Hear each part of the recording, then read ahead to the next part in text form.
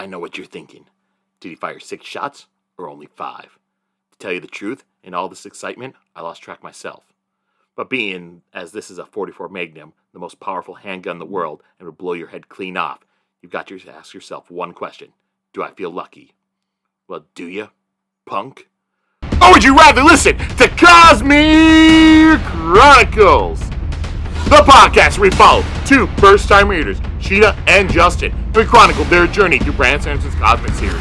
On today's episode, we'll be chronicling the end of Mistborn, the Well of Ascension, going through chapters 56 through the Epilogue. So now it's time to throw it over to the host of Cosmere Chronicles. This is Joe! Why, thank you, Joe. Once again, Cosmere Chronicles. That's this podcast. I'm Joe. I'm here with Sheta and Justin. How are you today? Doing Good, howdy doody. All right. Now, those were words. Couldn't hear you because you both spoke at the same time, but I assumed you were good. La, la, la, la, la. All right. Well, let's just go right into our questions and stuff about random stuff. So today we'll go with, let's start some wars out there by going into Getting into what? shipping. Shipping? What the fuck? Yes. So, Buffy the Vampire Slayer. Who is... Oh, all right. God. I will give you options, so you need to say who your preferred ship for Buffy is. Oh my gosh. Are you on Team Angel, Team Spike, Team Xander, Team Giles, or Team Pike? Oh, and Team Riley. Forgot about that one, but he's forgettable. Yeah, What how about can you Woods? forget about Ryan? They dated for one episode. Oh, Woods Was is he the the new guy in principal. college? Yeah, he was the Nope. principal. He's the new principal when Buffy's sister goes to school. Oh, yeah. And The Buffy's season. now yeah. out of school. Yep. hmm To be honest, I don't remember much of season 7. And you forgot Faith, Joe? They never... He's got to think about that, because that show did a lot of weird stuff. Yeah. I'm He saying was that they never sometimes dated, spell. but I left Giles on the... Yes, you did leave Giles on the list. Mm-hmm. And Surprised this is neither of you shipping. asked- You can ship anyone. I'm surprised neither of you asked me who Pike is. Well, I assumed you were trying to say Spike. No, I already said Spike. I'm talking about Oh, Pike. so Captain Pike? Is that what we're talking about, of the USS Enterprise? No, Pike was Luke Perry's character in the movie. Oh, I don't remember that character at all. But who are your preferred ships? What the fuck? Okay, well, I mean, here's the correct answer. It is Buffy and Angel, because they actually like each other, get along, all that, but they cannot be together tragically. So I don't know what I say there, because they can't be together, but they were the best couple. The only one that Buffy was actually had any kind of happiness with. The rest of them made her quite depressed and miserable. Except, the ones you just made up that never happened. Xander tried to get with her for like 2 seasons. Yeah. Uh-huh. I know that And the Angel comic is isn't probably the- canon. That's all She I'm was- saying there. anything can be canon. No. She was kind of happy with Riley. Ugh, I don't like yeah, Riley. but Sorry. That's only because Riley's really lame. I like Riley. Riley's like that guy you settle with, and you're kind of like, yeah, Yeah. it's fine. Until he starts getting with vampire prostitutes all weird. Yeah, so, of course. He's only like Because a he step feels- away from that. Because he feels weak compared to you. Yeah. He's like, oh, him? That's exactly the reaction you get with Riley. Well, despite it being kind of toxic and stuff, I will always like Spike and Buffy. Well, Sheta, are you talking about pre-Soul Spike or post-Soul Spike? Because one of those was way more toxic. I'm not going to answer that. Okay, so the incredibly toxic, horrible one, okay. That Buffy was only getting with him because she was incredibly depressed. Yeah, I know. It was sad, but I really enjoyed that. Yeah, some good TV. I will also go with Angel. He was the best. I mean, that's the correct answer. Hey, No, there are people out there who legitimately Buffy and Angel. I mean, of those answers, it's the right answer. Okay, that's a tragic vampire story. Mm-hmm. all right. now let's go into a show that was popular for shipping was the show Lost. So, who do you prefer Kate with? Oh, see, I used to be a skater, but after rewatching again recently, I think I've changed to being a jader. I think that's the more healthy Oh relationship. my god. There is a very small number of people who will have any idea what was just said there. They I are have not huge heard those nerds. terms in years, and I hate you for reminding me. I'm a huge fan of Sawyer, so Kate and Sawyer. I'm not saying. But it's the same thing. Sawyer brings out the worst in her, and she brings out the worst in him, you know? Yeah, Listen, but I I always just felt said like Spike and Buffy were my favorite. I always felt I like guess. relationship with Jack was so much more toxic.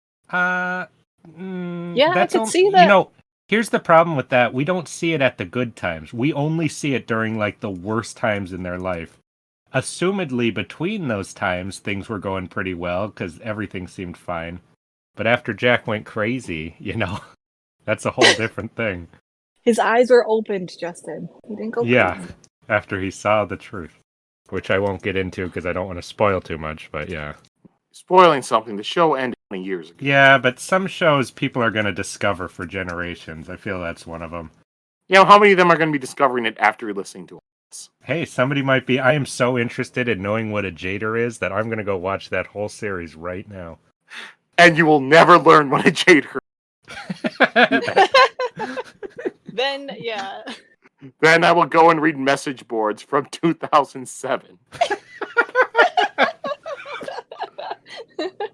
That's where you'll learn what a Jader and a skater is. No. I always liked Sawyer with Kate, Jack with Juliet, and yeah. And I saw all that. Wait, You're what a with monster. Juliet? What? Kate, not Juliet? Jack with Juliet. Kate with Sawyer. You're a monster that you would do that to Sawyer, Joe. Sawyer loves Kate. Sawyer loves Juliet, Sheta. Yeah, well, But he will always have a spot for her. I was never a fan of that storyline. You guys are sick, that's all I'm saying. That storyline also felt like it just came out of nowhere. Well, yeah, because they jumped 2 years. But I think we all know that Ben and Juliet is the right couple for that. No! Juliet and Goodwin. Actually, Aw, true. yeah. That one was a good one. Yep. That was a sad one. Goodwin is the best. You know, is best. it's Lost, okay? Most relationship, you will say, that was a sad one. So, you like shipping? Guess what? Dead. Oh, you like this shipping? Dead. Almost every couple had one of them killed. I know one that doesn't happen, but I won't say it for spoilers. Shada, I think you might be I can think remembering wrong. I'm guessing it's Desmond. Yeah, there's a couple of them. See? Okay, And we what about wasted... Now that we've alienated every person out there listening. Alright, now let's If you get haven't back to watched why... Lost yet, go watch it. Hey, I will say, I did have one person tell me that they love our little sections at the beginning where we give like our rankings of stuff. So there's at least one person that does not get annoyed with these every week. Yeah, until it gets into fucking shipping. Shipping characters in things they've never watched. Like, like I feel like Sheta derails us on shipping enough in this book alone. yeah, at least it's relevant. At least I'm not into the real toxic shipping, which will be anime shipping. That's where it's really toxic. Mm-hmm. Especially if you get into like... All I'm saying is Luffy and Rebecca. That's all I'm saying. Don't start. You're the only person that says that. That is never even presented in the show. You'll see. You'll see when it's all over. No, because it's going to be Rebecca and Bellamy. Oh, God, no. All right. We'll end on that. And we'll get back into Mistborn, the Well of Ascension, with a recap of... So, I believe it was Sheta's turn? Yes. Oh no. So which is what I'll always say if you say it's Sheta's turn. Okay. I believe we start with... Joe, can you start me off again? There's a big battle. Yeah, but we start with Vin and then don't we, or later? No, we don't. Vin's Okay. running when we start. Don't worry Okay, about the she's- order, Sheta. Just getting the details is what matters. All right, I think we're okay. We're in the midst of the battle at the big city of Luthadel. We have all our guys there, trying to hold the gates of the city from the Kolos army. Things aren't looking well. All the gates are falling. We have Straff's army, right, waiting to help, but they're not coming in. And also, what's her name's dad's army? Set. Set, yes. Set's army also sitting, not coming to help everyone in the city. So anyway, we're following Sazed. He is in charge of his own gate, and even though he's scared, he hulks out using his Ferochemy, gets all big and strong, and badassingly defends off the Kolos from his gate. And Vin is running, trying to make it to the city using her horseshoe trick, and thinking that everyone's dead already. We sadly see a couple of our friends be killed, including Four Clubs and Dachshund and Tyndall, sadly.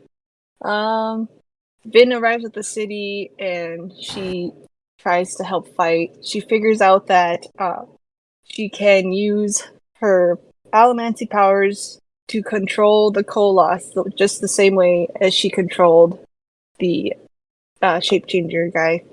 Or Seer. Soon. Or Seer's dead. Tensoon. We know him as Orseer. He's Orseer to me. Yeah. They all gather up at the king's house. Hodge. What's his name? Penrod. Penrod. Sheta, the name Sorry. doesn't matter that much. Just... I know, but I just wanted it to be simple. They go to King Penrod's house. He does not let him in, but Vin shows up with her Kolos army that she is now controlling, and she yells at him and kind of takes charge and makes everyone bend the knee to Elend.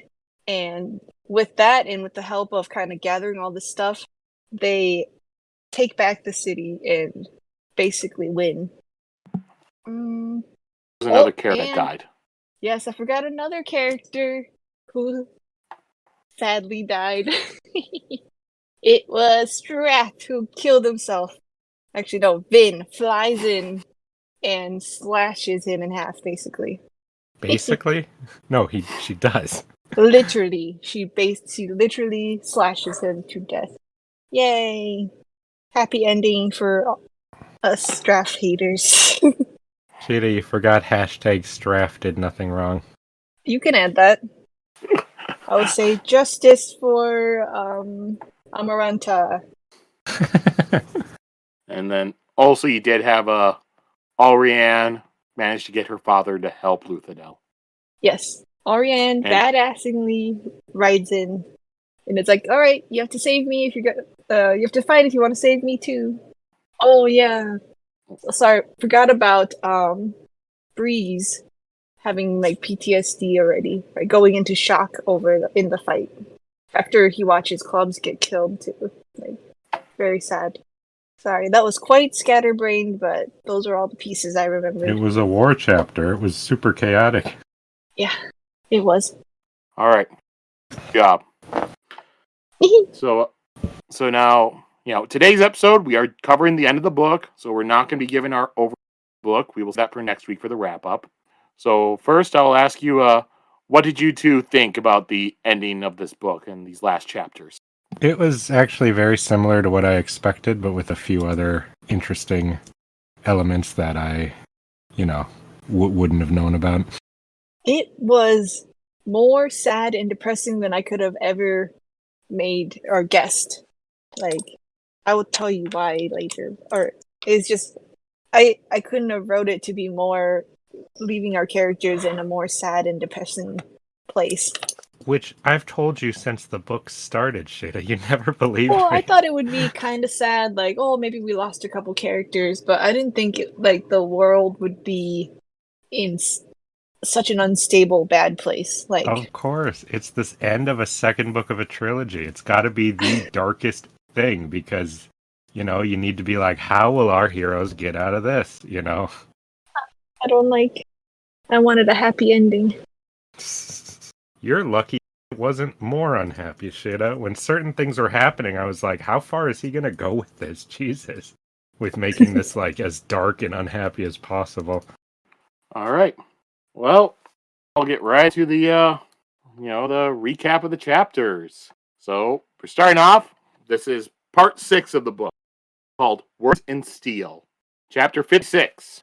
And now, this epigraph, when I was doing my, when I was typing up my notes, depending on what version of the book you have, what printing, the epigraph will be slightly different. Boo. So the original version says, if Rashik fails to lead Elendi astray, then I've instructed the lad to kill Elendi. So if you have like the first printings or the audiobook, you'll have the later printings switches to, if Rashik fails to lead Elendi astray, instructed the lad to kill my former friend. And I will get into why I'm not a fan of this particular change. But yeah, not a super big difference, but I feel like it does. I stand with South Park, you know. Once you've published something, it's owned by the public. You cannot edit it after that, like, not to this extent. I do not like it because I feel so gaslit. I'm like, wait a minute. Did that change, or did I remember when I read something, it gets imprinted in my mind. So when I read it again, I'm like, no, that's not what it said. That's not what happened. Same with movies. If they change things, I mean, like, what? Did I dream that part that's not in this movie anymore? I don't like it. But like I said, later on I will go over stuff, and I will also say exactly why I'm not too big into this. But that's what that epigraph said. So now going into the actual chapter, often Elend and Spook are walking through the mists on their way back to Luthadel. Elend finds it annoying walking through mists because he cannot see anything. And he wonders how a tin eye like Spook is actually able to see through the mist. Because even if he heightened his senses, it shouldn't make the mist any clearer. And then Elend hears something, but Spook says that it's just a mist wraith, which still freaks Elend out a little. And then Spook notices some watchfires coming from a camp, so he goes check it out. As Elend stands alone in the mist, he looks around, and how this mist is the deepness and that it is dangerous. And then the mist forms into the shape of a person in front of Elend and walks towards him. The mist spirit points north away from Luthadel. Elend tries to ask it what it wants, but it just continues to point north. Elend also notices that it feels like that it is pulling on his emotions. The mist spirit vanishes as Spook returns and informs Elend about a camp of refugees. Elend and Spook meet with the refugees, and they are terracemen. And they talk to one of them, and he tells them that all the keepers are either dead or captured. The Steel Inquisitor had attacked Terrace. So hey, we know where the Steel Inquisitors have been all book. And then getting up to some shenanigans. And the old terraceman that's talking to Elend is hoping that Luthadel will take them in. He informs him that Luthadel was attacked by an army of Koloss days ago, and he does not know what the city is like right now. And the terraceman wonders about Tindwyl, since she is the only the Synod left now, and so she would be their ruler. Elend informs him that he does not know what Tindwyl's fate is. Man, that part was too sad to read. I know. Usually when a character dies, you don't hear about them anymore, but it's sad to hear someone talk about them post-mortem. And I'll be like, yep, she would be the ruler. Like, wow, wouldn't that be interesting? No, you don't get that. Yeah. Imagine what she could have done if she took charge, you know? I would have liked to see that, since she is always helping kings and stuff, how good she would be at leading. Alright, and then Spook and Elend talk about how they had sent Vin to gather their allies and that they were going to go to Terrace. Spook feels like the world is falling apart, but Elend is adamant that Luthadel has not fallen and that Vin found a way to save the city. And then Elend thinks about the deepness, the Mist Spirit, and the Inquisitors, and wonders what else he has been ignoring. I just really liked how Elend was analyzing the mists and being like, I guess the mist could be the deepness, like talking about how even if it was a monster, it couldn't destroy the world like something like the mist could, you know. So I just thought I liked his analysis of that. Yeah, because I think it was like Vin a number of chapters ago. Her idea was that the deepness was just something that covered the land, make it so that crops couldn't grow and people were just starving to death. Yeah. But my favorite part is when he says its reputation is more frightening than a monster and more dangerous than an army. And it was well deserved. Like, Yeah. people are so scared of the mist, so that's good. It's been really interesting to watch them try to piece together from text this whole book what's going on, especially with the revelations in a little bit in this book.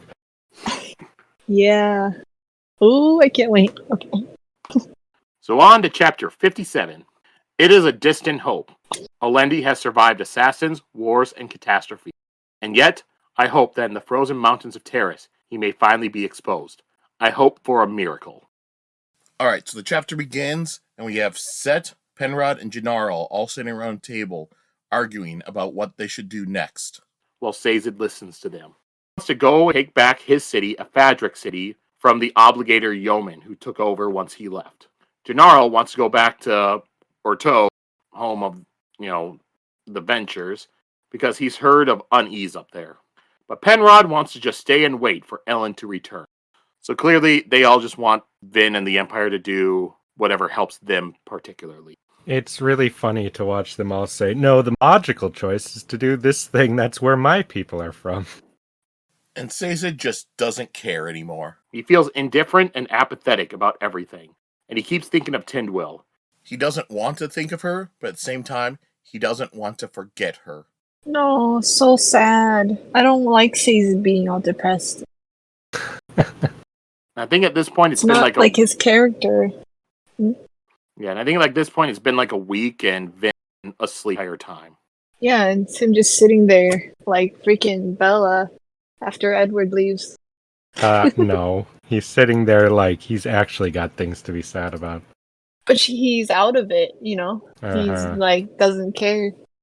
I'm gonna remake that scene, but with Sazed. Get out, Sheta. You're fired, you're gone, you're off the podcast. Yeah, I've never read or watched the Twilight movies, so I have no reference to this. It is not even remotely comparable. It's just not in Sazed's character to be so depressing and unhopeful.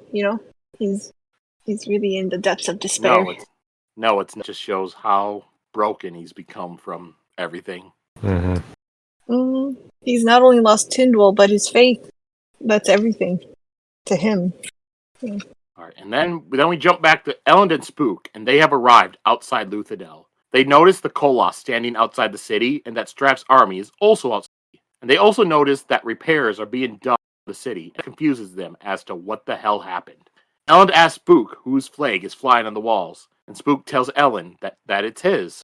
And then we go back to Sazed once again, and he's in his room, and he wonders if Vin had put him in charge in order to help him focus on something besides Tindwyl. He begins to look at the manuscript of the research they had done together, and he had not looked at it all week. And he thinks about how Tindwyl had pointed out a lot of contradictions, and now he is really noticing them. Because they had put together and looked at all sorts of prophecies from all sorts of different cultures, and then compared it with the rubbing and all that. He says that he had taken the rubbing as more like the concrete thing because he actually had that. It wasn't hearsay. And it was exactly what was by Kwan. And of all this stuff, he says that one saying said that the Hero of Ages would be tall of stature. However, the rubbing says that Elend was short, but towered over others. So Sazed felt like his height was simply a way of talking about his presence. And the stuff would talk about how the power in the well must be released. But Tindwyl brought up that the hero was supposed to use the power to destroy the deepness. Sazed was the part where Kawan says that he was the holy first witness, which is also the same exact name that Sazed was called by the people outside the gate. But at the time when Sazed was called that, he did not recognize it.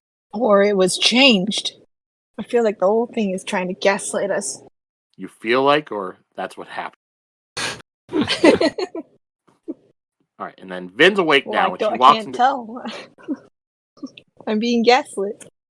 And then Vin's awake now, and she walks into Sazed's room. Sazed says that the fighting is over. Vin says it is not. She can still hear the Well of Ascension, and it is in the city. Vin asks Sazed if she is the hero of ages, and he says that he felt certain a few days ago, but now he doesn't know what to believe. The prophecies and stories are a jumble of contradictions. But Vin says that she knows what she needs to do, and she is being pulled towards the well. She also tells him pulled upon the mist while fighting the Lord Ruler, which Sazed does not even understand what that means. Sazed points out it's supposed to be in the Terrace Mountains, but Vin says that the Lord Ruler changed the world. He had created the Ash Mounts. If he knew the power would eventually return the well, the best thing to do would be to hide it. So he had flattened the land and raised mountains elsewhere, but left the legend saying that the wells were in the mountains to the north. That way, people will search there. And then they hear from outside people saying that the king had returned. All right, and then Elend is walking with Ham and Spook, and Ham is telling him about the battle, but he was unconscious at the end of it, so he doesn't fully know what Vin did. And then Vin rushes up into Elend's arms and tells him that she's bad and made him emperor. And then she tells him to come with him, or come with her. It was so cute. I was so curious what Ellen's reaction would be to that. I should have known it was just as simple as that's fine, as long as everyone's okay. So cute. I made you the emperor. I'm sorry.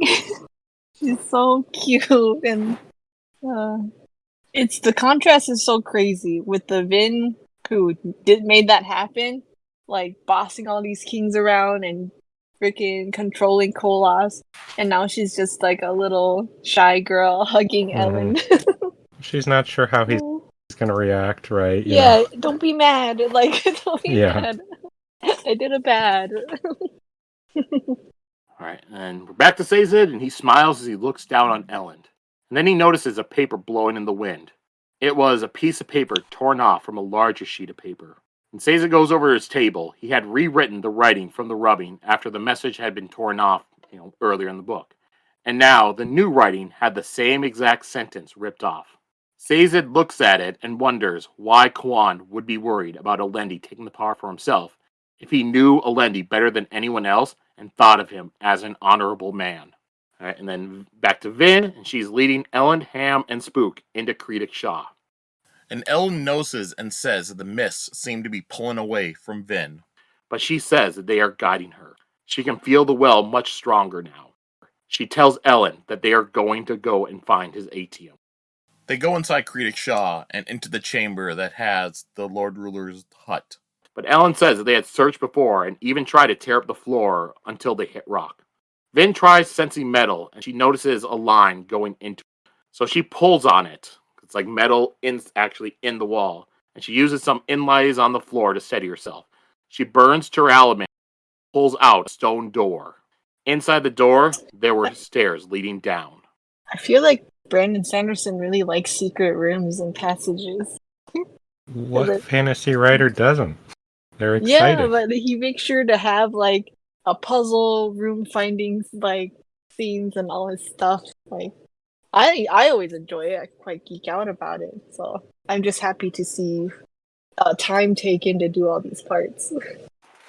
Back to Sazed, and he is rereading Kwan's writing and feels that something is not right. The words, Holy First Witness, keeps bothering him. This writing just doesn't make sense. He thinks about the torn piece of paper that says that Elendi must not take the power. And then the Mist Spirit appears next to Sazed's desk and points at the torn sheet of paper. Sazed asks what it wants, but it just keeps pointing. When Sazed tells it that he doesn't understand, it just points more insistently. Sazed Kwan knew something that nobody else had. Could the power corrupt even the best of people? What if Vin doesn't have a choice in what she does?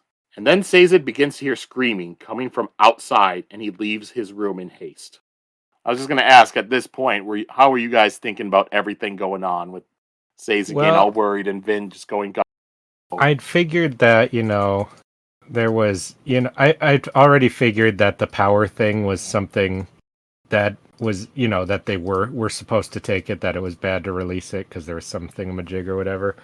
What Sazed's reading about, I just thought it was going to lead to, there's contradictions in the text. I had not put as much focus on that line that was in there as he had there and stuff like that. I felt like this thing was trying to guide him to stop her from giving it up. But I I didn't think this text stuff would be as important as it winds up being for some reason, even though it seems obvious that it would be. Well, they made it such a small thing. Like they're like, oh, that's weird. Anyways, more exciting and stuff. that's why like, you should be paying it. I Why would a always like book to devote hold on time to to that? those. Yeah, Exactly. I'm like, I'm not gonna forget that little thing, Yep. a weird thing. Mm-hmm.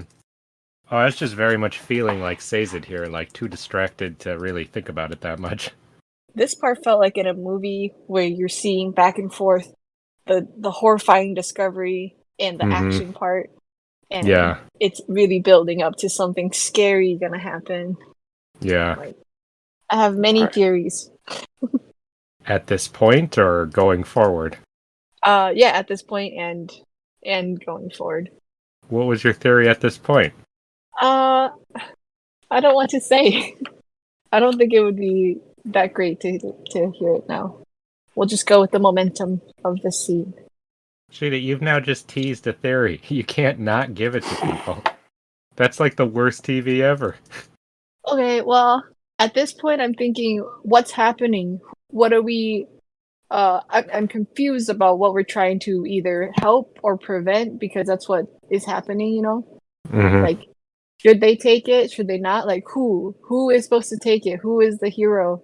Like, I was like, is it Vin? Is it Elend? Is it Sazed? Like, Sazed's gonna rush over there too. So I was like, all this stuff, like, we don't know who it's talking about. We don't know who's supposed to stop who, all that stuff. So it was all, I had my theories about who it would be and stuff.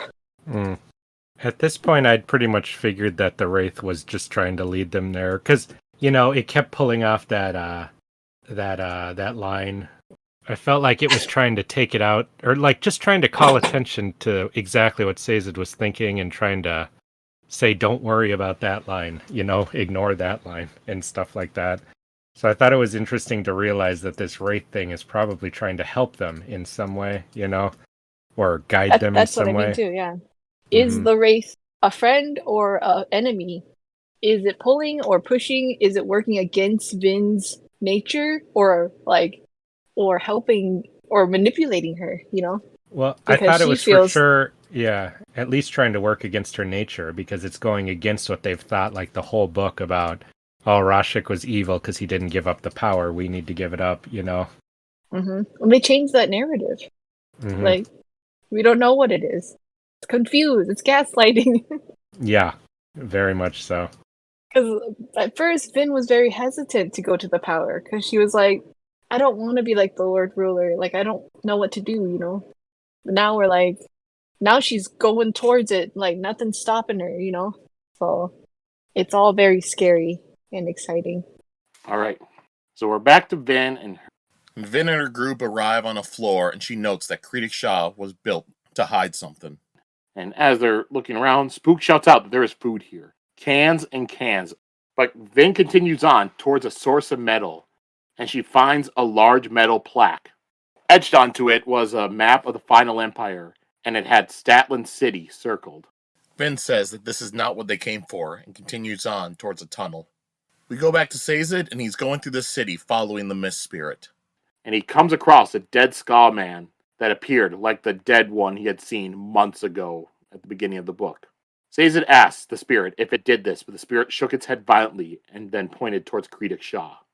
Like, nope, I didn't do that. I don't believe you. Like, I just don't trust anything anymore. And then Sazed continues towards Creedic Shaw. He has to stop Vin.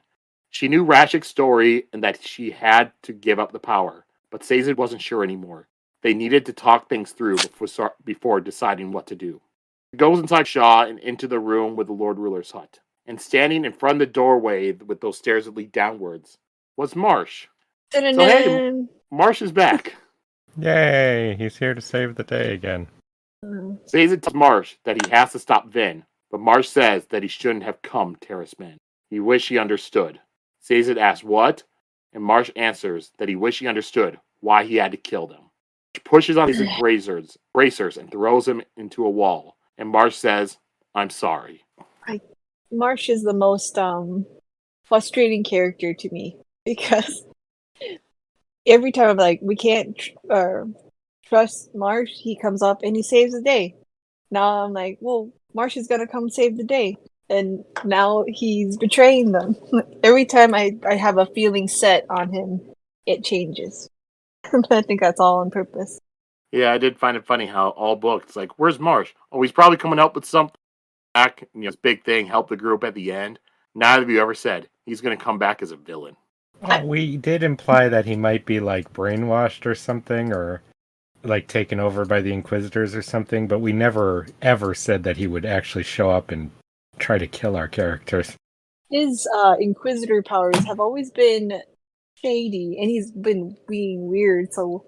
But he's always kept it kind of open, like on whether or not he was going to end up being a friend or a foe. He's a wild card. He's just true neutral. He just switches sides depending on who he thinks is winning. I don't think he's thinking for himself at all. No, I don't think so either. This was the point where I was like, Sazed is supposed to go to the well. He is a ferochemist. I was like, he's getting pushed to go to the well and become the next Lord Ruler, and he will get the power. So I was like, oh my god, Sazed's gonna do it! Like, but Man, when Sheta, Marsh your is there, theories are all over the place.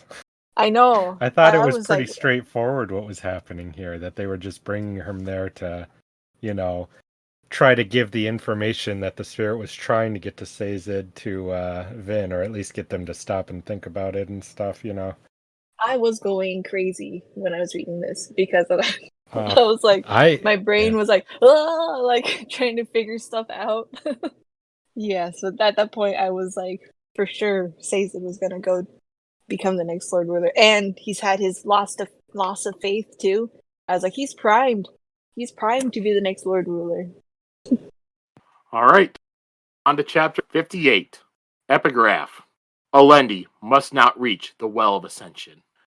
All right, so we begin, and Vin and Elend arrive in a cavern filled with a thick, dark smoke, which doesn't seem to seep out of the room. And they can see the smoke like moving around inside of it. So, together to our questions at the beginning, they found the smoke monster from Lost. Mm-hmm. Vin watches smoke and says that she sees a light ahead. And then we go back to Sazed, and he breaks a rib when he hits that wall, as Marsh asks why he came. And then Marsh throws Sazed against another wall, and his arm snaps. Marsh picks up a pouch that Sazed had dropped, and he takes out the metal and shoots it into Sazed, and it penetrates its body. And Sazed can feel himself dying. And then he realizes that those metal things that he had pushed towards him, they were not coins. They were some of Sazed's metal mons.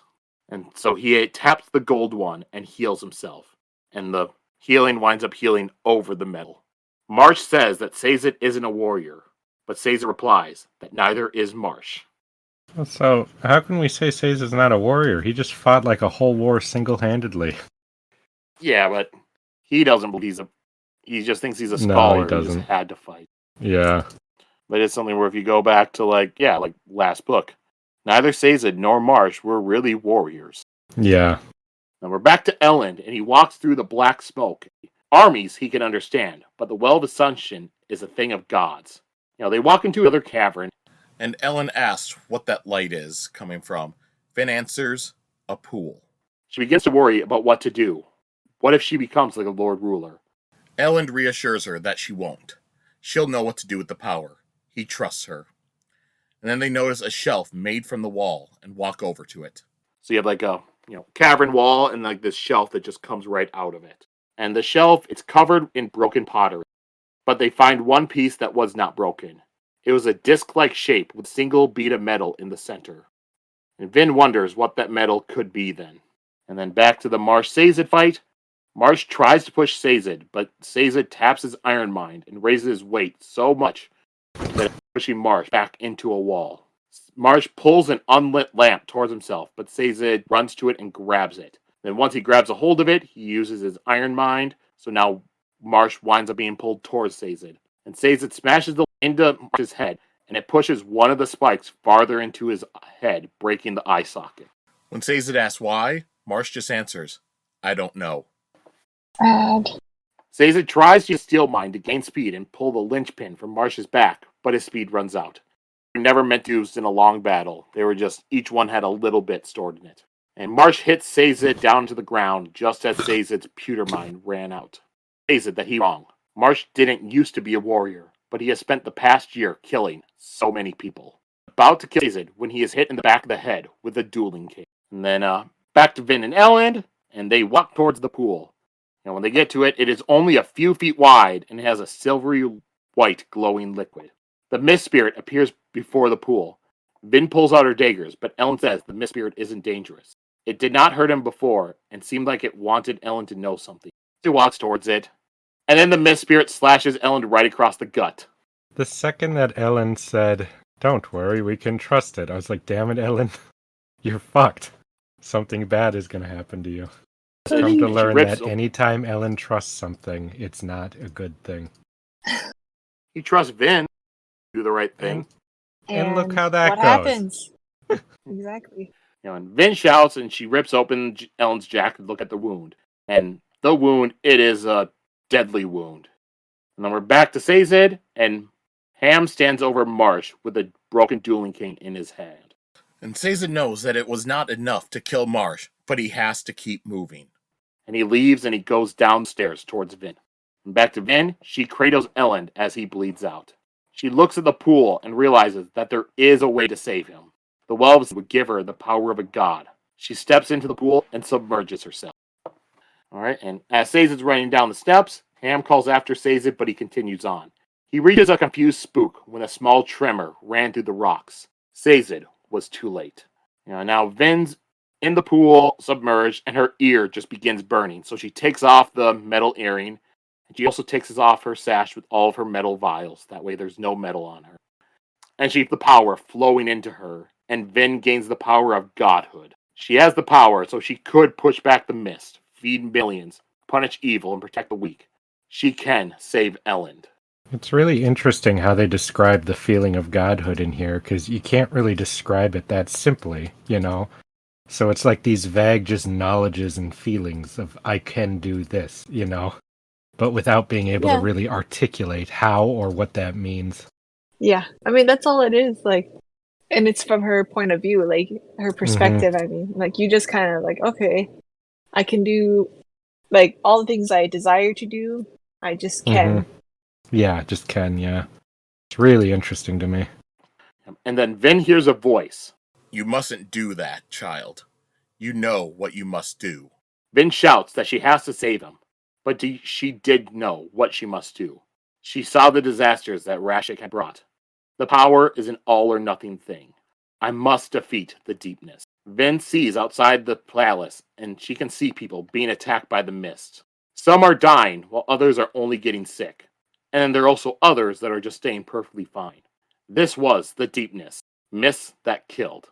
And the voice tells her that it will get worse, and that if she tries to stop it, then she will ruin the world, like Rashik did. And then Vin thinks about Elend, and also about what Sazed had told her. She must love him enough to trust his wishes. He wanted his people to live. He wanted the deepness to be defeated. The safety of his people meant more than his life. Tears roll down Vin's cheeks, and she releases the power. She gave up the power of a deity. She gave up Elend, because that is what he wanted. And then Vin falls into the now empty pool. And the cavern shakes, and Vin hears a sentence in her mind.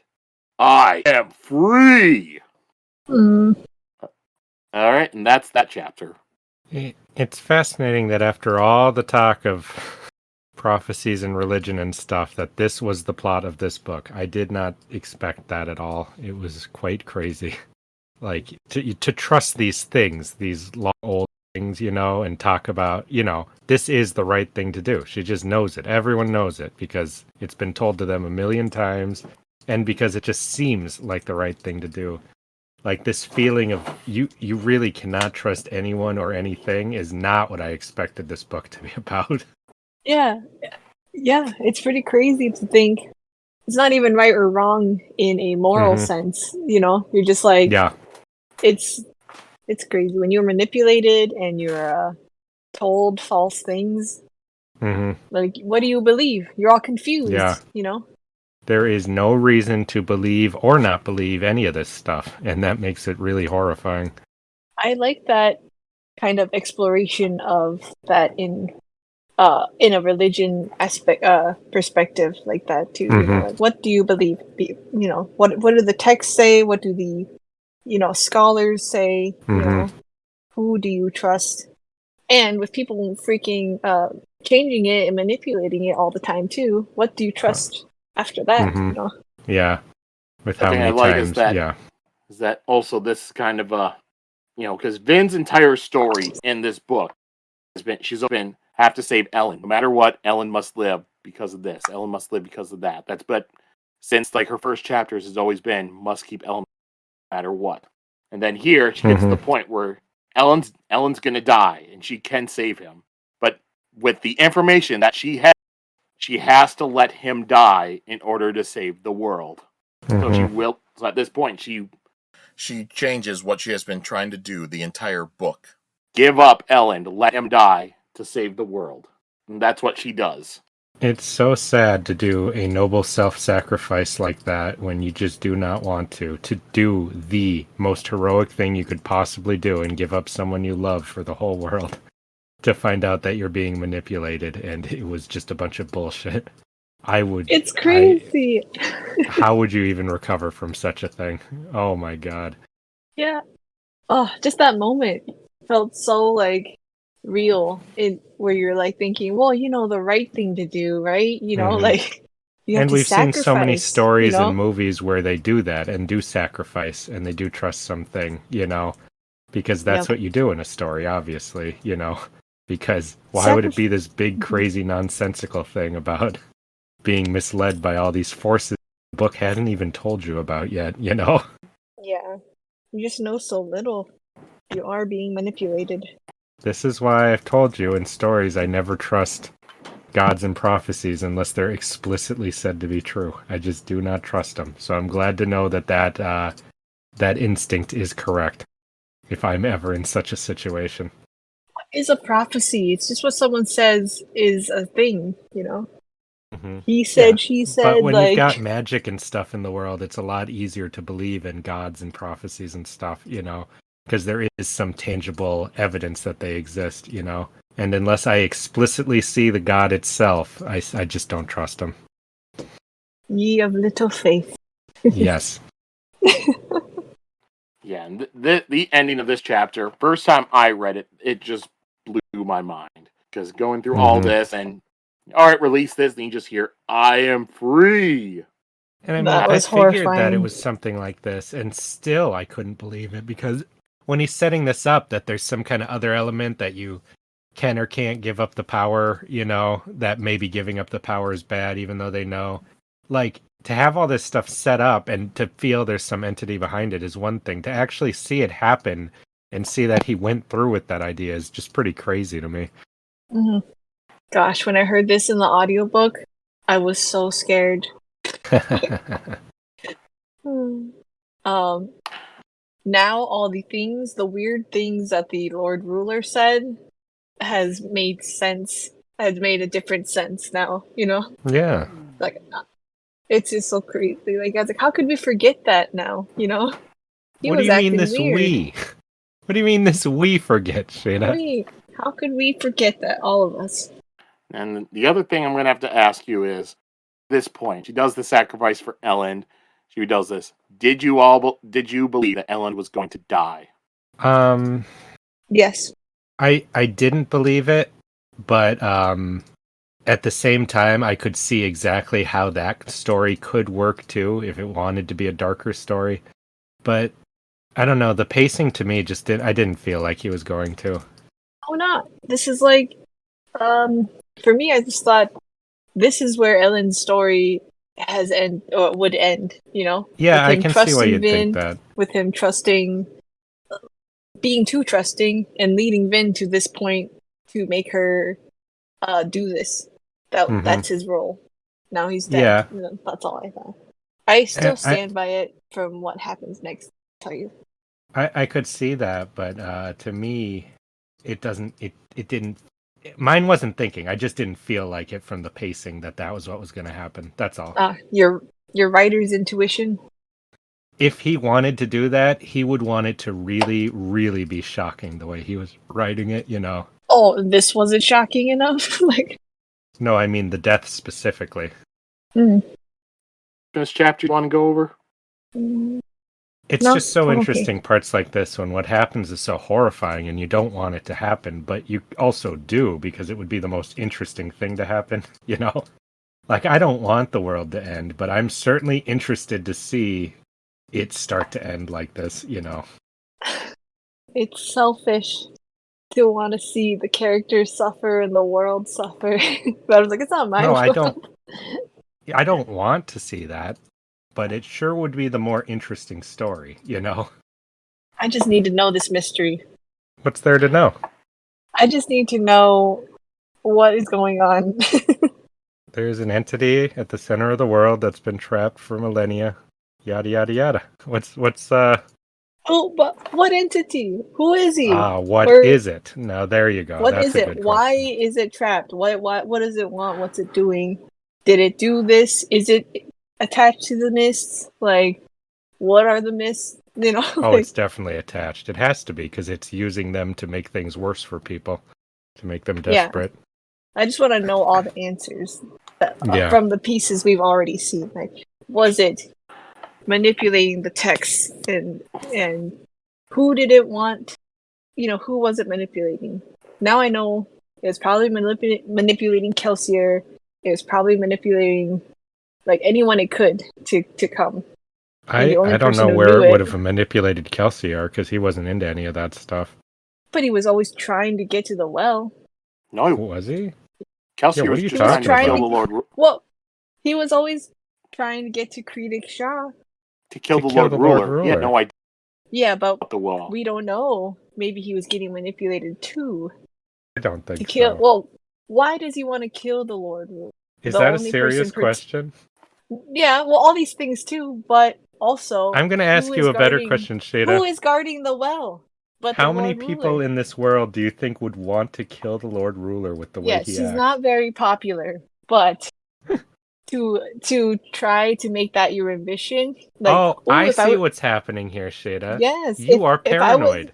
No, you are just paranoid. You have become no, so paranoid because your trust in the whole world of this book has been shattered that you are jumping at shadows and suspecting everything. That is exactly what is happening here. I already said that I was going crazy from in this chapter. Like, I was like, Hmm. I don't know what to believe. My faith has been broken too. Yeah, I see that. But I see that very clearly. I do think if I were the mist, if I was the deepness, and I was trying to manipulate someone to kill the only person blocking my hole, then I would pick Kelsier because he has the power and ability to do it, and the drive, you know. So I that's just don't think that makes any sense, Sheta. I don't care. I think it makes perfect sense. Yeah. I Sorry. think it's very probable. Oh, probable. Okay. So we've gone from Sheeta's spot-on theories back to Sheeta's crackpot theories. That's the era we're back in. Crackpot till proven true. Yeah. Yep, no one will believe me, but once it happens, they'll Then you'll see. they'll see. They'll see. The end is nay. Yeah.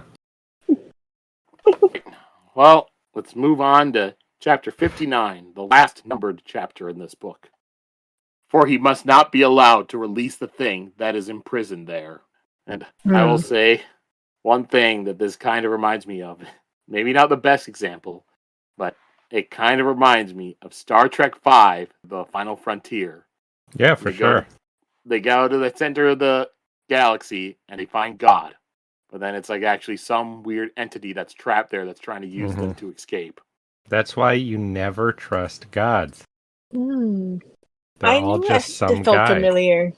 Yeah, or Wizard of Oz. Like, Same thing. That's right. nope. He was going to get Dorothy home, but then Toto jumped off the damn balloon. Also, never have a dog. I thought you liked Tensoon. I do, and he betrayed her. So never have a dog. And then he helped her Even kill though Zane. Yeah. They they might be cute and useful sometimes. All right. So, chapter 59. Vin is weeping as she holds Elend as he bleeds to death. Vin yells for help, but she knows that it's too late. She knows that she has done something horrible, but she was trying to do the right thing. And then the Mist Spirit appears before Vin and points demandingly. Vin tries to ignore, but she thinks, why did the Mist Spirit try to kill Elend? It wanted her to use the well to heal him. Vin goes, the Spirit is pointing, and finds the clay disc that Elend was holding. It broke when Elend dropped it after he had been slashed. Vin picks up the bead of metal. He's about to eat it when the Mist Spirit waves at her. No, don't! Vin then instead puts the bead of metal into Elend's mouth. She grabs one of her vials at the same time that she picks up her earring. And she uses one of the vials to wash the bead down Elend's throat. And then color begins to return to Elend. She burns bronze, and she can sense that Elend is burning pewter. And that's the end of the chapter. Yeah, I figured the Mist Spirit was doing that exact thing. Just from the way it was acting earlier, it was clearly on the side of keep the power, don't release it. Is it separate from the trapped entity? Is the Mist Spirit I would not assume so. controlled? But why? They have two completely different purposes. One because it's like it slashes Elend and is like, go to the well basically to heal him. She does, and then she hears a voice saying, "You know you cannot do that." You know, they're at exact opposite ends. Okay. Oh, you know what? This is even more like Lost than I ever thought. It's a lot like Lost, actually. There's a lot of Yes. similar themes there. You know, about you can't trust anything. You don't know what's right and what's wrong. Yeah. What's the good guy? What's the bad guy? Yeah. You know? There's no way to know for real, and there's really no such thing. It's not like that. Yeah. In the end, we're all pawns, and Yeah. we don't matter. You know. Well, not that you don't matter. Jesus, what the hell, Sheta? But you don't. You'll just be used by these greater forces. You know. These are fable tales. Mm-hmm. As old as time. Yeah. It's so fascinating to me because I've said before, I can tell Brandon Sanderson, by the way he writes Sazed, has had, faith thoughts in his life. This is taking that metaphor you were implying at, Sheta, about people have changed the religious texts in real life so many times, so you never know for sure what's real, what's actually official, and what's something a person added in, and putting it to its craziest extreme. I cannot believe it. Yeah. I didn't know that the Mist Spirit was working against the entity. Yeah, it was really interesting to kind of see what it was trying to do all this time. Mm-hmm. Yeah, that's really interesting to me to find out about it, that we've got two forces at work here, Yeah. Makes me really wonder who or like what that, the spirit is. What? Mm-hmm. I just never thought of it as two forces. I thought that the mist was kind of like enslaved to whoever controlled the mist, Well, I wouldn't say so from how this is, especially since it saves. I was really thankful when it saved Elend, because I'm like, to do that is such a mean thing. Or it felt, I think it felt the need to do that because it had been watching Vin. It knew how she would act. It knew that the only way to get her to not do the power was to give her that selfish reason to keep it, or at least I think that's what is its intention. It was very nice that it saved him afterwards. That I did not expect. Are you sure? I don't like that. I was like, Elend is not the same. Until I see him more. Am I sure of what? That it was good that it did that to Elend? No, nice. That's what I mean. Did he really save Elend? Is Elend alive? I know you seem to think Elend is possessed by the entity, Sheta, but I don't know about that. Okay, that's what I mean. Until I know for sure that he is still our old beloved Elend and not some kind of thing that is a vessel for some Dark Lord to enter. So your thought is that the plot is that it slashed Elend, so Vin would go in to save him, and then because it was whispering to her to let it go, that then she would... It predicted she would let it go, but it would have the dying body that it needed to possess right there in order to escape. Because to me, Yeah, that no, seems a bit that's exactly convoluted. my theory. That was That seems exactly my a bit thinking. overly complicated to me. When you put I it mean, you that never way, know, but yeah. But that's exactly what I thought. yeah, That's why I was it like, man, seems this that. thing is so manipulative. That's what I That thought. is manipulative on a whole level that I might not even believe, you know? Okay, okay. Again, you never know, but I certainly would be surprised if that's the route that they chose to This go. It seemed like it was on that level, like this. If it was a god level of manipulation, then I could see it doing something like that. Well, Because I just didn't like how different Ellen was and stuff. what do you mean different? After he gets saved, after when How? he's not as happy-go-lucky. What? Would you be? Ellen has always been. Give me one thing to be happy about here, Sheta. He's alive. And He's the alive, world's and about to end. we don't know that. And Vin's alive. Did you read the same epilogue as me? Yeah. Because Elend is I'm just wondering. hopeful in the epilogue. Vin was the one that was more depressed. Okay. Maybe it's just that his face was hardened or something. I'm going to say I was actually surprised by how well they took this turn of events, Sheta. Okay. I wouldn't have taken it so well, that's for sure. But it sounds to me like you are so shaken off and scared that you are like Jumping at shadows, yes. Like it I sounds am. to me like you trusted a narrative that was laid before you, and it's now been broken as much as it was for them, and you will feel like Sazed. Is that what Yeah, it is? I was there. I've been shaken like a dog. Yeah. So I don't know what to believe and who to trust. Definitely not the writer. Well, I think we broke Sheta, guys. So again to the epilogue. Vanna told Sazed that she had released something and expected him to research it, but Sazed did not care enough to do that. When they all returned to the surface, Marsh was gone. He only had to delay Sazed long enough for Vin to release whatever it was. And the men to kill people. Some were killed while others were made sick and others were fine. There was no pattern to it.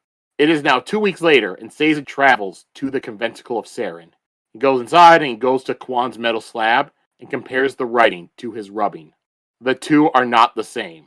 Sazed thinks about how the prophecies and the religion of the terrorist people, which the Keepers had spent a millennia searching for, was a fabrication.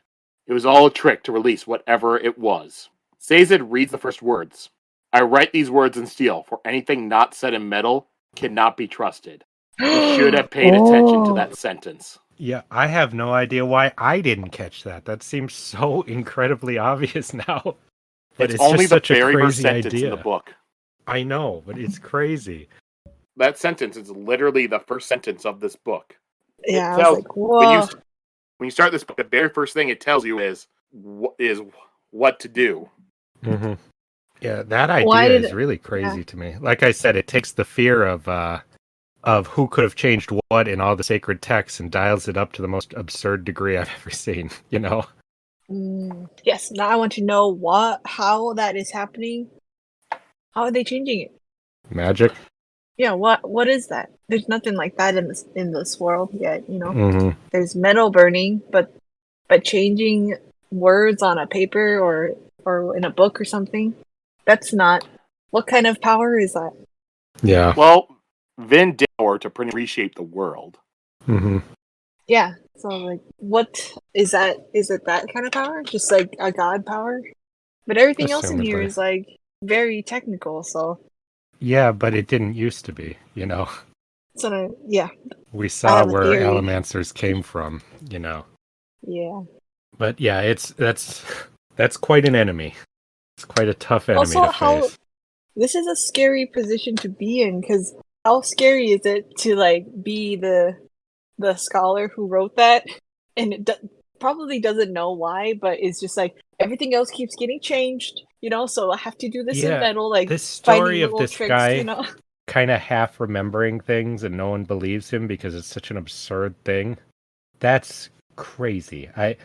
As many things as I expected to see for this entity or whatever, this was not one of them. That idea is too big for me to wrap my head around in some ways, because it's crazy, you know? All right, so Sazed now reads the metal, and it is very different from his rubbings. And they're like, and in this part, it goes through it. A bunch of it is stuff that we read in the epigraphs, But a lot of it was stuff that just simply wasn't there. On this metal slab, Quan talks about his memory of the prophecies are different from what everyone else is saying. And he does have a photographic memory. There is something that can Oh alter yeah, both they written did say word. that, didn't they? Yep. They said something about that before, right? God damn it. I didn't pick up on any of this stuff. I'm very ashamed. It's so obvious now. I don't pay enough attention to the epigraphs. That's the problem. Yep. It was all laid out there. Train. Yeah, so that's how he knows that there's something wrong. He knows exactly how it was before, but now, there's something out there that's able to alter both written word and the memories in a copper mine. Oh What's god. happening is all these other keepers and ferrochemists, he's telling you this is wrong. They go into their copper mine. It's like, nope, that's exactly what it says. Whatever is altering these is fabricating it in order to have Elend appear to be the hero of ages. And it is also driving to conquer and ruin the land. Now the texts are making it a moral standing to release the power, when before it was more Quan realizes that releasing the power will somehow feed this thing and allow it to escape. And this final blow to Sazed and killed the last of his faith. He knew at that moment he would never believe again. This is literally Sazed's character, is using these things to pass knowledge forward. They have completely destroyed everything that makes him Sazed now in this book. And then we go over to Vin and Elend, and they're standing on the wall looking over Luthadel. And Elend is now a Mistborn. They now know where the first Alamasters came from. Vin says that she released something bad. She never should have searched for the well. But Elend tells her that she did the right thing. With the information that they had, she did what they believed was right. But Vin says that she is worse than the Lord Ruler. He realized something was wrong and kept the power for himself in order to prevent the thing from escaping. But Elend says that if the Lord Ruler was a better person, he wouldn't have done what he did to the land. Vin says that this thing is now out and killing people in the mist. What will they do? And Elend tells her that they will do what Kelsier taught them to do. They will survive. And that is the end of the Well of Ascension. It is interesting to wonder what you were saying, Sheta, if this thing had any influence over the Lord Ruler over all this time, Because, it must have been able to influence him in some way, that would make things because things were bad, and he has all his own weird hang-ups that make him a bad guy, but they were bad on a level that made rebellion almost, it had to happen. There was no way it couldn't happen eventually, Yeah, maybe holding on to the ring, makes you go kind of crazy and evil. Well, how long was the Lord Ruler around? Centuries, right? 1,000 there's a lot years. of little moments you could... Yeah, there's a lot, just enough little things, and maybe you could drive somebody insane in that time, You mean just living that long wouldn't do it? Well, not necessarily, depends on your way, but enough little things to make you paranoid or confused or scared enough to do this or that, Yeah. I don't know. We'd have to He seemed see. all unnatural though, Mm-hmm. with all his ferrochemy stuff and just burning metals at a ridiculous level and stuff like that. He almost didn't really feel like a regular person anymore. I don't know. When we met him, I got the sense he was weirdly way more regular than I expected, Yeah. He wasn't all the way gone, which is crazy too. But he was such a regular guy. I mean, normal, natural. He was more metal and the powers than a natural human body physically. Now I feel kind of bad. I feel like they shouldn't have killed him. I will tell you one thing. Don't forget the mass executions. I don't know where they shouldn't have killed him came from, Sheta. Well, it's something that I've heard, not just here, but other stuff where people try to... It's not a bad thing. I always go back to our mass executions. It's not just that. It's the way he ruled was through the most evil kind of ways you could ever imagine. He's a very bad person. It did not need to be this way. He has so much power, it could have been any way he could envision. But we don't know that. Maybe it had to be that way. Sheta, I have a you got to theory. be more clear. Are you being I have a facetious theory. and playing devil's advocate, or are you being straight? No, I'm being straight. Straight up. Okay, you got to give your theory then, because otherwise you're saying some horrible things without anything to back it up. Okay. There was a part in here I couldn't find the line, but where Vin is going to the well and it was louder or something, or basically what she said was the well was quieter, but it's full now, so it's ready or something, you know? Mm-hmm. Or the pulses were weak then. And it's like, it's full now? Like, full of what? Death? Souls? How many Power. people have died? Yeah, but where does it get its power? Is it I from just the figured people it that was a they're building killing? energy as the entity gets more powerful over time and gets closer to breaking out. That's what I assumed. Yeah, but getting it from people being killed?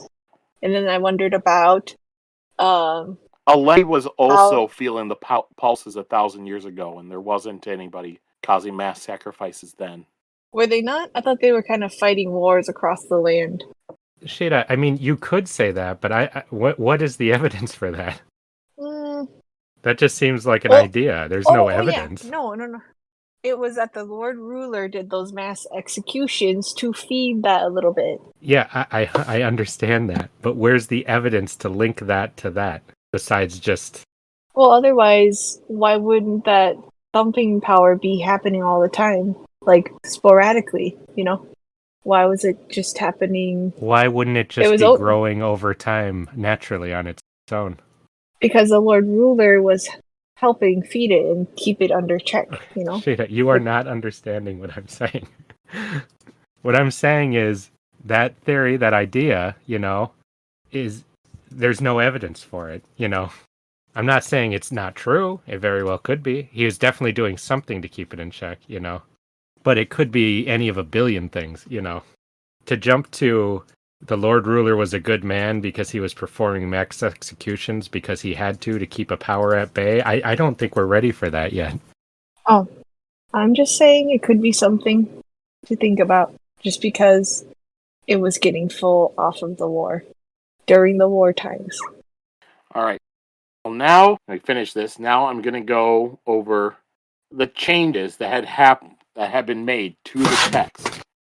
So in the book, just so you know, all the epigraphs were the original text.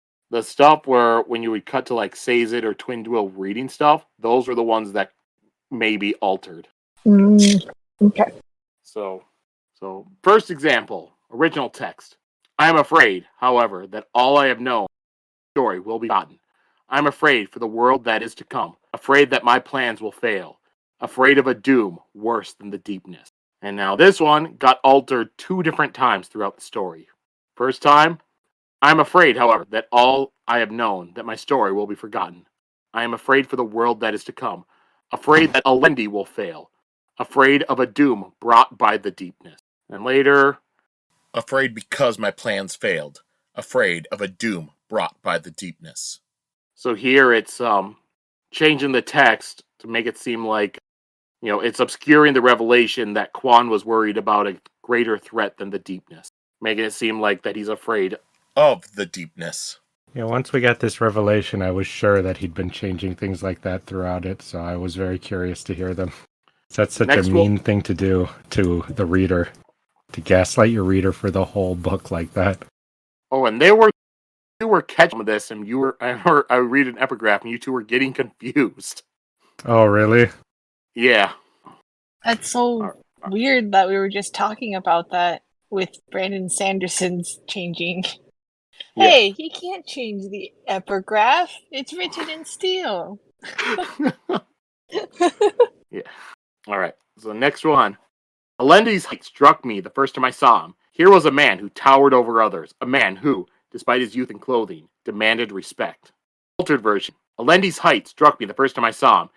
Here was a man who was small of stature, but seemed to tower over others, a man who demanded respect.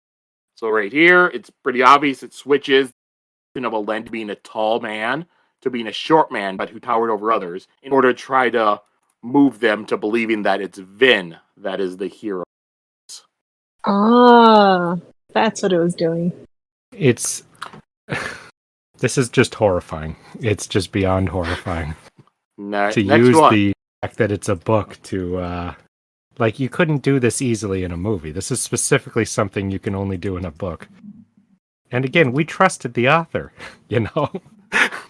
Yeah, I feel betrayed. That's why. I feel betrayed and I feel like I've been gaslit. And my brain can't handle these, like... He put all the clues there for you to find. Yeah. Yeah, He I thought he lie went you. it, like, poetically. All the clues are there if you know what you're looking for. I'll write him a letter and I'll say, Brandon, you made me go crazy.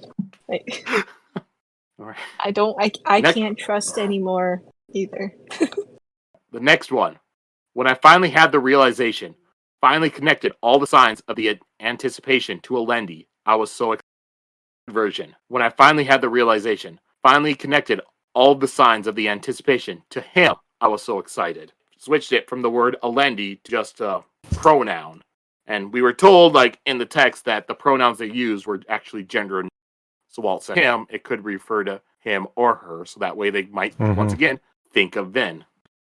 I liked how Tyndall had that line where she was saying, you know, that really stuck with me, about how maybe people just, you know, prophecies are just a thing of hope and people just interpret them however they want as a way to write off some of the little things that they were seeing like this that was not making sense to them, you know? Like, inadvertently, she gave some of the best explanation of why you shouldn't take these contradictions so seriously. Yeah, she dismisses it. It's like, oh, you know, this word, that word. It's all just the feeling or, like, overall vibe of the text. Like, we're like, yeah, we're trying to get the details, though. Like, wasn't it Tensoon that said that? Whoever said it. Same kind of thing. I missed Orsir a lot. I want him to come back. Oh, I have some ideas about that, actually, later. I think most of our predictions we're just going to do next week on the wrap-up. Okay. I have it. I have it written. All right, now the next alteration. The original text. If only the deepness hadn't come when it did, providing a threat that drove men to both action and belief. Corrupted version. If only the deepness hadn't come, providing a threat that drove men to desperation, action, and belief. So this is one, because it removed the words when it did, so it just really makes it feel more of a threat of the deepness, instead of it making it seem like the deepness came at a particular time for a reason. This thing's really good at being very subtle about its changes, because if you changed anything too outright, people would remember, you know. But when it's just a word here or there, you know, you trust that more than you trust your memory, like, you know.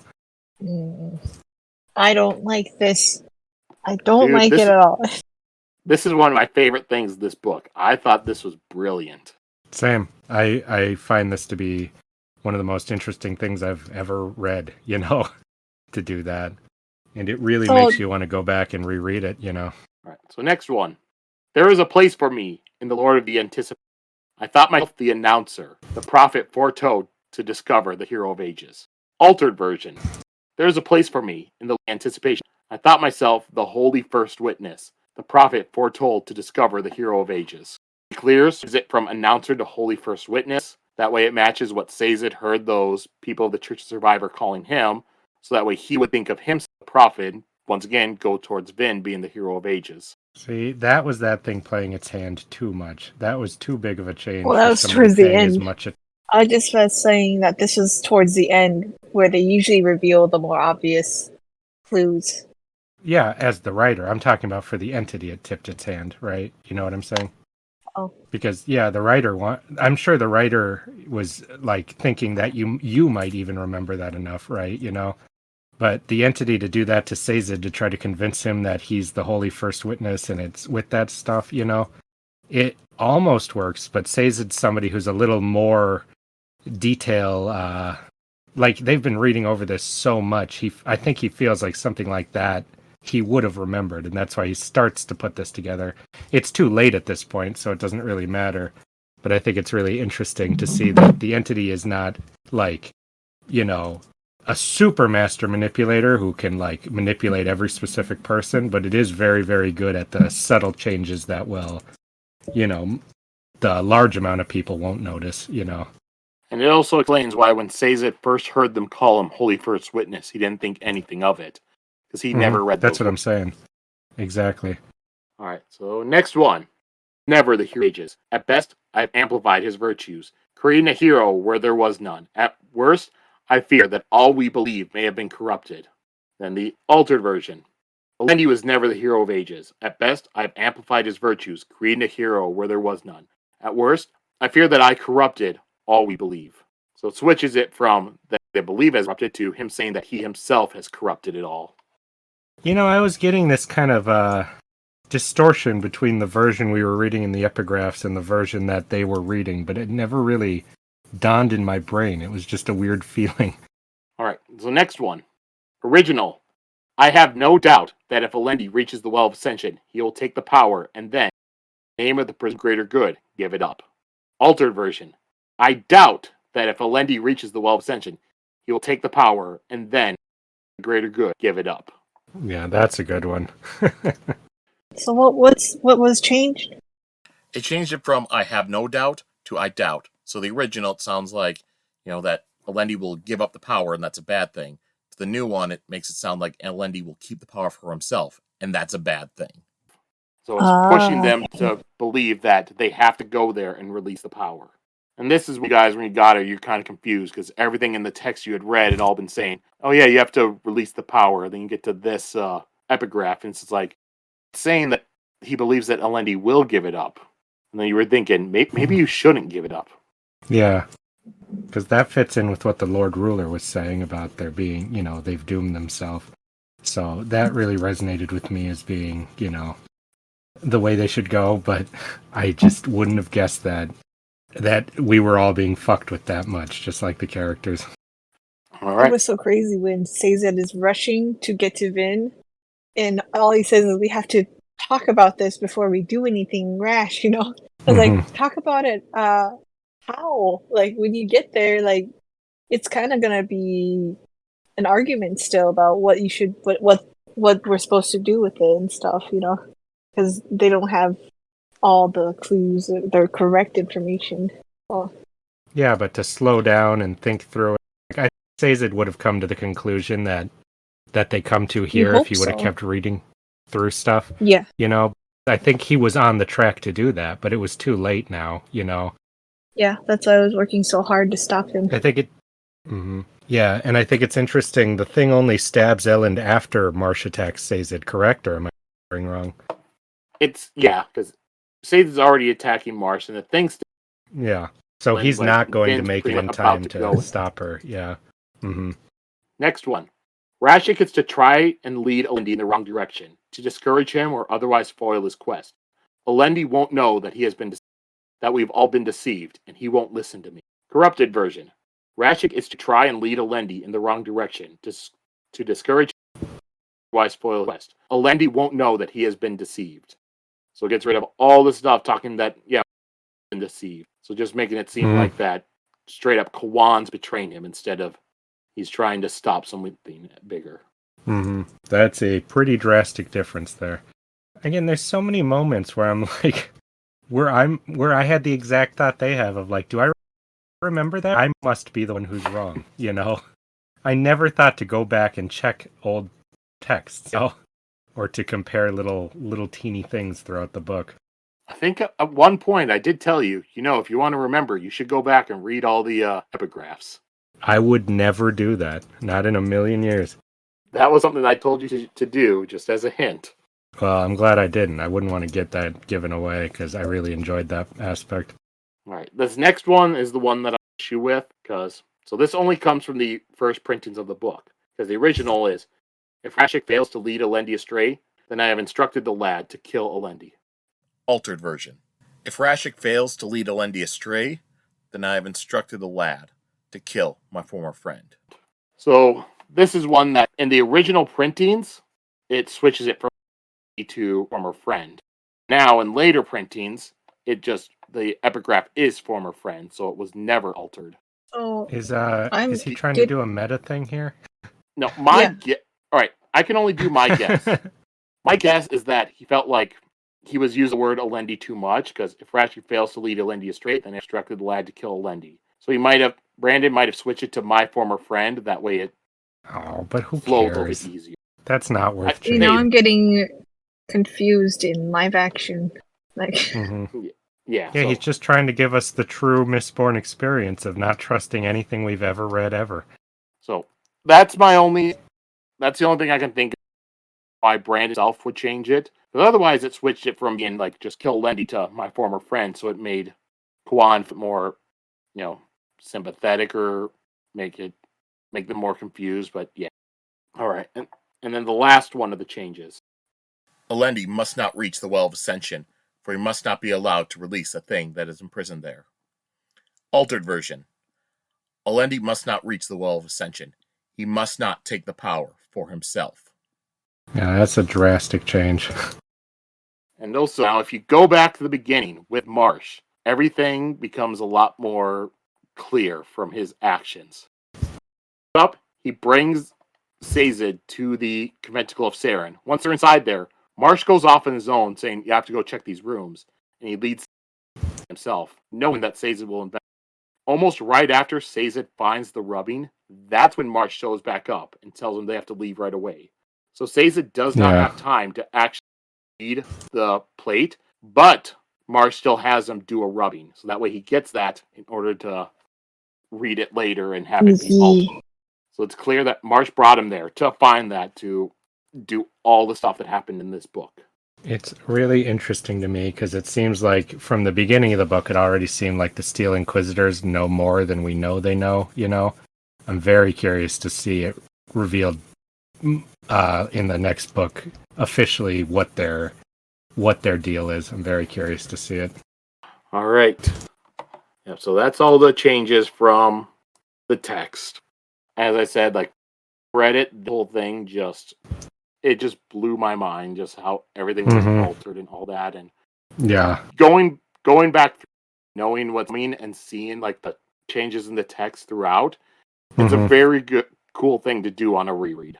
Yeah, I very much enjoy twists like this and mind-blowing ones like this. They're probably my favorite kind of thing, so I'm glad we got one in here. I'm glad I got to experience a new one, I mean. Though it's interesting because if you're really paying attention, there's enough clues that you could start to put things together. Just like how the first one, you had the clues were there that ruler was Ashik. Yep. Sheta put it together. You were able to figure it out. All right. Anything else from the chapters we read this week that you two wanted to go over? Nothing specific, just incredibly curious to see how apocalyptic and horrible things are going to get in the next book. Yeah, I don't even know. Just cannot even guess. All right, then I guess we'll move on to our characters and quotes. My character is this entity that was manipulating everybody because it was making some really big moves and it's finally escaped and it freaks me the hell out. Yeah, we'll find out his name is like Gary or something like that. Completely real name. Yeah. No, that would not be a normal name in this world. That would be confusing. Everyone's got weird names in here. Gary with an I. Ah. Oh, Vin's name's Vin. Vin's not a normal name. Vin Diesel. Yeah, but Vin's just short for Vin. That's not Vincent. a normal name. Well, there you go. Yeah. What's a girl name that would be Vin? I don't know. Okay.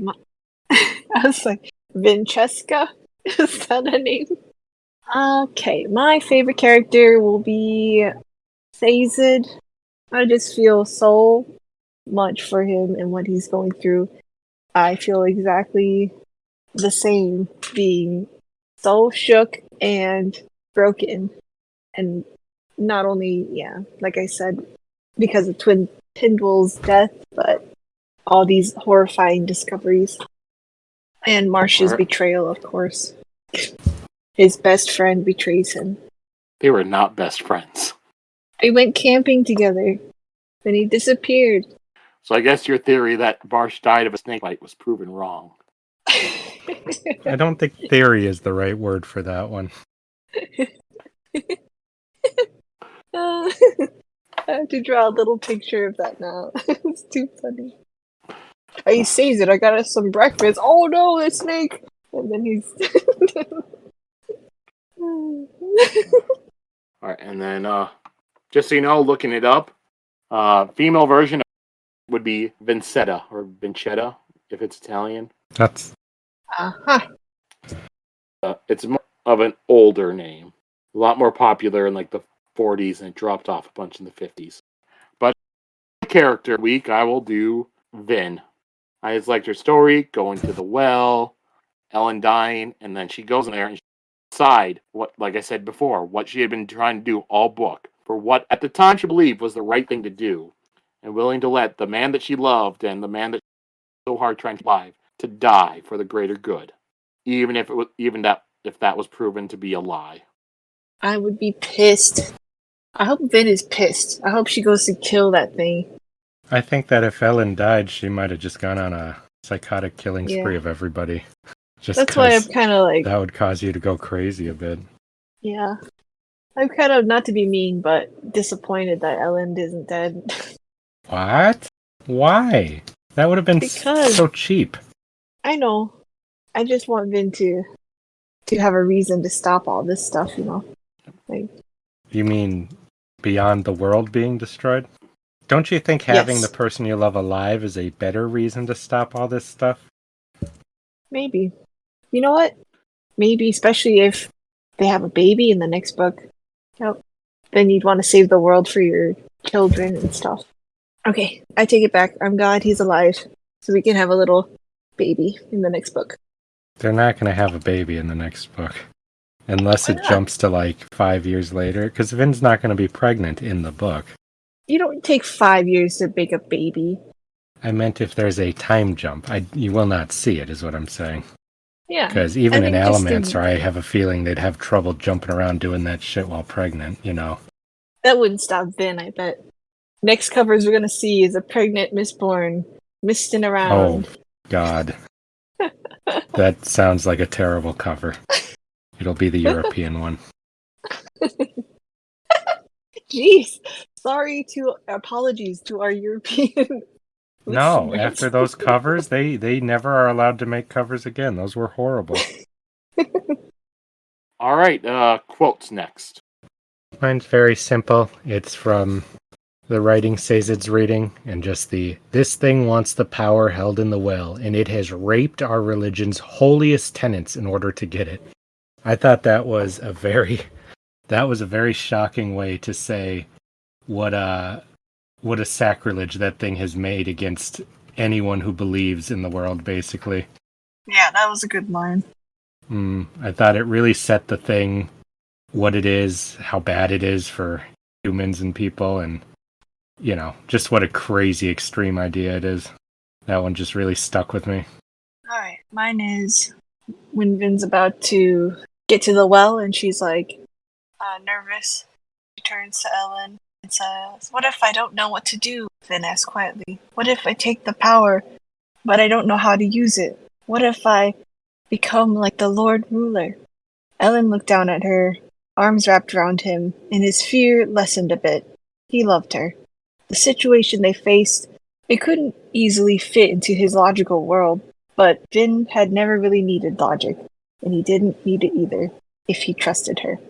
And then he says the part where her eyes are beautiful, and part of that beauty comes from your sincerity. You won't become the Lord Ruler, Vin. You'll know what to do with that power. I trust you.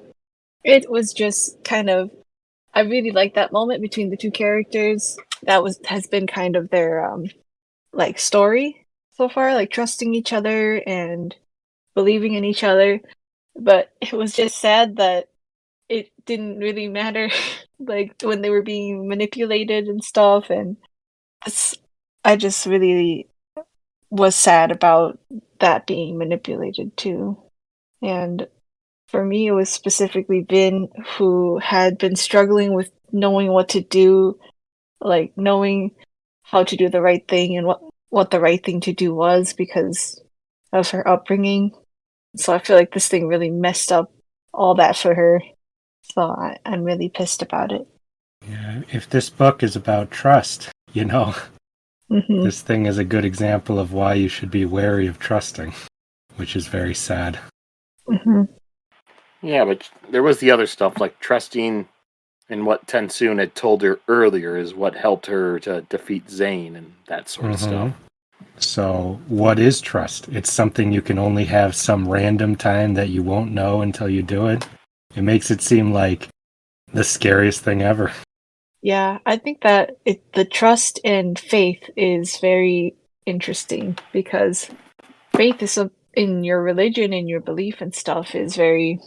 It's like that too. You're jumping into an unknown and stuff, and I think, yeah, I don't really know what we're supposed to do when that trust is broken, that faith is broken. Like, I think it's just like what Ellen says at the end, which is just, well, what happened? We can just now survive or try to survive and stuff. Like, Yeah. things happen in the world that's unfair, so you just do your best. All right. On to mine. It's the end of the chapter. You'll know what to do, he told her moments before. I trust you. Vin closed her eyes and tears rolled down her cheeks. Apparently, gods could try. I love you, she whispered. She let the power go. She held the capacity to become a deity in her hands, and she gave it away, releasing it to the waiting void.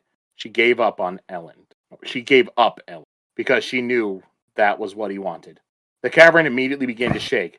Vin cried out as the flaring power within her was ripped away, soaked up greedily by the void. She screamed, her glow fading, and fell into the now empty pool, head knocking against the rocks.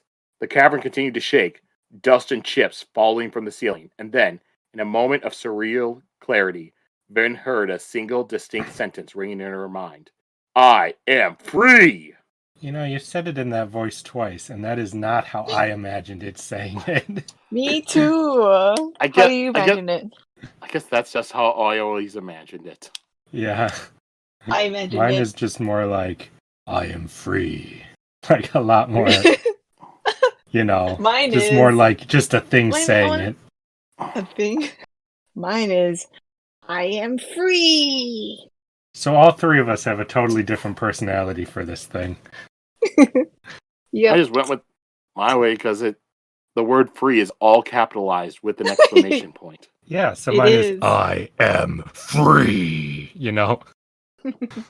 Mine is what kind of a psychopathic manipulator would do this? Well, like a really creepy, slimy one. Oh, he's like, yay, like that.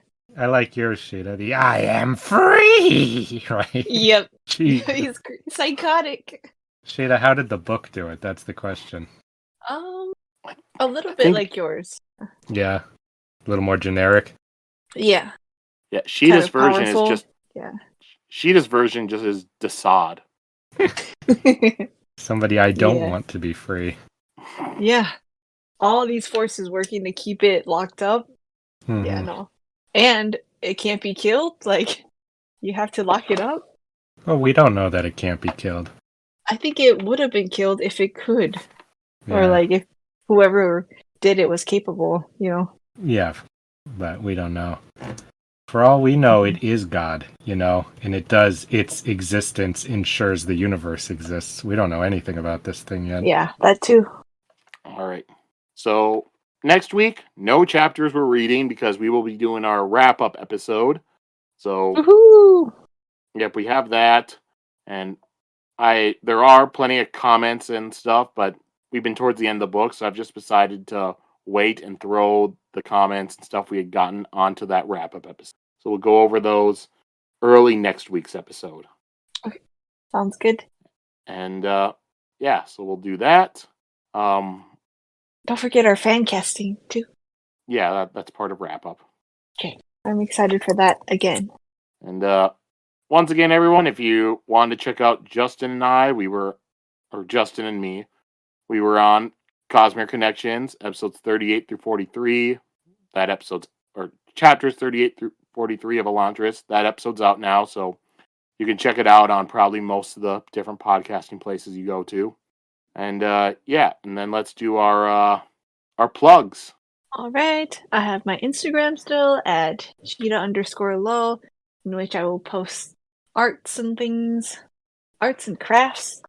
And then I have my cosplay and fashion Instagram at Sheta or at Mermaid Machete.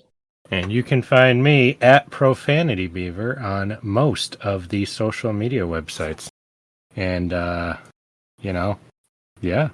that's it. That's all I got.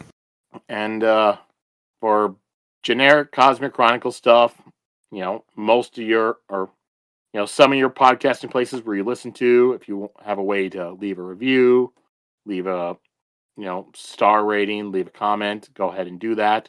If I know how to find them, I'll read them on the air. If you want to follow us on Key, a Most Ancient Ladder, formerly known as Twitter, we're at Cosmicron, CosmeChron. Or if you want to follow us on Blue Sky, it's Cosmic Chronicles on there.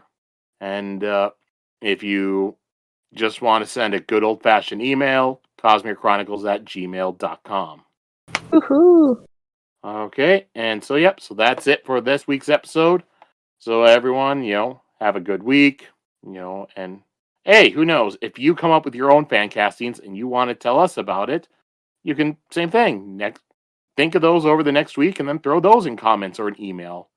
Ooh, yes, that would be fun to see. All right. But yeah, everyone go out, have fun, and you know what to do. You know what to do. You know what the right thing to do is. Give up the power.